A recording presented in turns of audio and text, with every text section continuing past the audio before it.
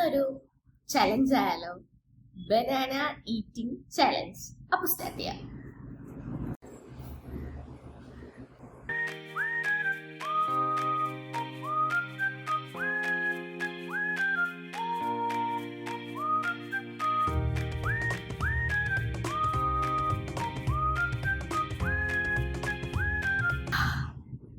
Challenge ഞാനിവിടെ അവസാനിപ്പിക്കുകയാണ്.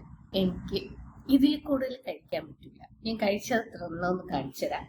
1 2 3 4 5 6 7 8 9 10 11 പഴം ഒറ്റയിരിപ്പില് ഞാൻ കഴിച്ചിട്ടുണ്ട്.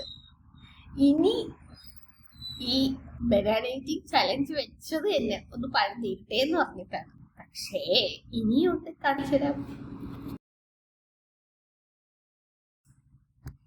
ഈ ബനാന ഈറ്റിംഗ് ചലഞ്ച് എവിടെന്ന് വഴിതിരിച്ച് വന്നതെന്ന് ഞാൻ പറയാം. ഒരു വലിയ കൊല ഒത്ത് പഴുത്ത് എന്ന് പറയാൻ പറ്റൂല, നമ്മൾ പഴുപ്പിച്ചെടുത്ത്.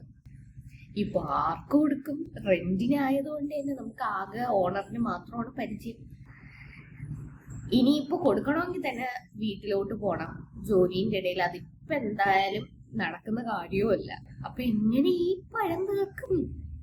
അവിടെ നിന്നാണ് ഈ ബനാന ഈറ്റിംഗ് ചലഞ്ച് വന്നത്. നോക്കാം. അങ്ങനെ അതിവിദഗ്ധമായി റോട്ടിൽ പോണവരെ എല്ലാരെയും വിളിച്ച് ചോദിച്ചില്ല. റോട്ടിൽ പോയ 2 പേരില് ഞാൻ പഴം അടിച്ചേൽപ്പിച്ചിട്ടുണ്ട്, പ്ലസ് നമ്മുടെ ഓണർക്കും. അങ്ങനെ വിദഗ്ധമായി ഞാൻ ഈ ഒരു വലിയ കുഴലിനെ ഇത്രയാക്കിയിട്ടുണ്ട്. I hope my husband will be happy.